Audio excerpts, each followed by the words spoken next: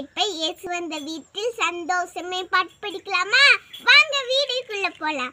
இயேசு வந்த வீட்டில் சந்தோஷமே, இயேசு வந்த வீட்டில் சந்தோஷமே, இயேசு வந்த வீட்டில் சந்தோஷமே, சந்தோஷமே. இயேசு வந்த வீட்டில் சமாதானமே, இயேசு வந்த வீட்டில் சமாதானமே, இயேசு வந்த வீட்டில் சமாதானமே, சமாதானமே.